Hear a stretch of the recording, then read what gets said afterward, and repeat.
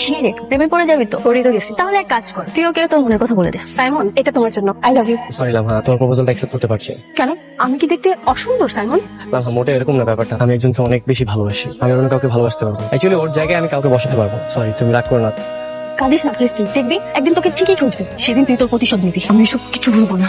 সময় এসেছে আমার। এইবার তোমাকে আমি বুঝাবো আমাকে অপমানের মূল্য কি জিনিস। যে তুমি নাকি আমাকে অপমান করেছিলে, আমাকে রিজেক্ট করেছিলে, সে তুমি নাকি আজকে আমার বডিগার্ড। আমার কথায় উঠবে আর আমার কথায় বসবে। আজকে তুমি 24 ঘন্টা গেটের সামনে দাঁড়িয়ে থাকবে, এটাই তোমার আজকে ডিউটি। ম্যাডাম, আমার ডিউটি তো 12 ঘন্টা। ভুলে যেও না, আমি তোমার বডিগার্ড না, বরং তুমি আমার বডিগার্ড। আমি যা বলবো তাই।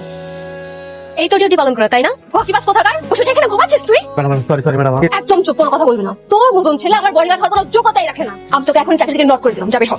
প্লিজ ম্যাডাম, আপনি এমন করবেন না ম্যাডাম। আমার টাকাটা খুব প্রয়োজন ম্যাডাম, আমাকে তাড়িয়ে দিন না ম্যাডাম। বললাম না, তোর মতন ছেলে আমার বডিগার্ড হওয়ার কোনো যোগ্যতাই রাখে না। তুই এক কাজ কর, তুই এই টাইমটা তোর গার্লফ্রেন্ডকে গিয়ে দে, যাবে হোক। আমি জানি ম্যাডাম আপনি কেন এমন করতেছেন, আমি জানি। আপনি প্লিজ অতীতটাকে ভুলে যান না প্লিজ। আমি একজন বডিগার্ড, এখন আমি একজন বডিগার্ড হিসেবে আমার যা যোগ্যতার প্রয়োজন, আমাদের সব যোগ্যতা আছে ম্যাডাম। আমাকে কেন তাড়াচ্ছেন আপনি বলেন? তোর সব যোগ্যতা আছে, ওকে, আমি তোকে একটা চান্স দিব, তবে এর বিনিময়ে তোকে 3টা পরীক্ষা দিতে হবে। যদি তুই পাস করে যাস, আমি তোকে চাকরিতে রাখবো, না হলে বের করে দিব। ম্যাডাম, আপনি যা বলবেন আমি তাই করবো। তুমি কি কলেজ শেষ করে ইউনিভার্সিটিতে ভর্তি হওনি? জি, আমি পড়াশোনা করছি। তাহলে এই চাকরি আমার মায়ের চিকিৎসা। Hello madam. কার কাছ থেকে পারমিশন নিয়ে তুমি বাড়িতে গিয়েছো? ম্যাডাম, আজকে তো আপনার বাবা বাসায় আছে। একদম চুপ, তুমি আমার সাথে এক্সট্রা কোনো কথাই বলবে না। বাবা বাসাটাতে কি হয়েছে? তোমাকে আজকেও 24 ঘন্টা ডিউটি করতে হবে, মনে রেখো। আমি তোমার মালিক আর তুমি আমার টাকায় কেনা গোলাম। তোমাকে আমি 10 মিনিট টাইম দিলাম, এর মধ্যে তুমি যদি না আসো, তোমার চাকরি আমি নক করে ফেলবো।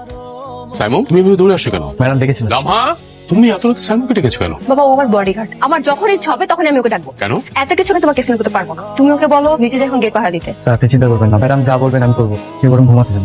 এই মুহূর্তে তোমার শাস্তি প্লাস 3য় নাম্বার পরীক্ষা হচ্ছে। তোমার 2 হাতে 3টা করে ইট নিয়ে তুমি সারা রাত গেটের সামনে দাঁড়িয়ে থাকবে। যতক্ষণ পর্যন্ত আমি রাখতে না বলবো, তুমি রাখতে পারবে না। Okay ma'am. দেখ এবার কেমন লাগে। কিসের তো টাকার প্রয়োজন তোমার? তোমাকে আমি বারবার অপমান করছি আর তুমি মুখ বুঝে সব কষ্ট সহ্য করে দিচ্ছ। বলো, টাকা দিয়ে কি করবে তুমি? তুমি তো ব্রিলিয়েন্ট স্টুডেন্ট ছিলে, সবসময় কলেজের মধ্যে ফার্স্ট হতে। এখন তো তুমি সামান্য বডিগার্ডের চাকরি নিয়েছো। বলো, টাকা দিয়ে কি করবে তুমি? আমার মা অনেকদিন সব অসুস্থ ম্যাডাম। ডাক্তার বলেছে চিকিৎসার জন্য 5 লাখ টাকা লাগবে, কিন্তু তার জন্য এই কাজটা করতেছি। আপনার বাবা বলেছে চিকিৎসা সব টাকা উনি দিবেন। এই কারণে মুখ বন্ধ করে কষ্ট সহ্য করছি। যাও, আগে যে মায়ের চিকিৎসা করো। আমি সরি, আমি তোমার সাথে অনেক অন্যায় করেছি। আসলে তুমি যখন আমাকে রিজেক্ট করেছিলে, ওই প্রতিশোধের ক্ষোভ আমার এখন পর্যন্ত চাইনি। এজন্য না বুঝে আমি তোমাকে অনেক কষ্ট দিয়ে ফেলেছি। তুমি প্লিজ আমাকে ক্ষমা করে দাও।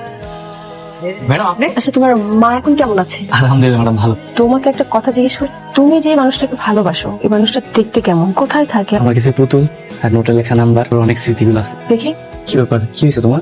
চলো আমার সাথে। চলো না সাইমন, তুমি ওই নাম্বারে কল দাও তো। জাস্ট লাস্টে 9 এর জায়গায় 7 বসিয়ে দিবে। কেন? দিতে বলছি, দাও না। তুমি আমার টুনটুনি? বিট্টু, তুমি আমাকে এতদিন মনে রেখেছো? তার মানে তুমি আমাকে ভুল নাম্বার দিয়েছিলে। আমাকে প্লিজ ক্ষমা করে দাও না। আচ্ছা ঠিক আছে।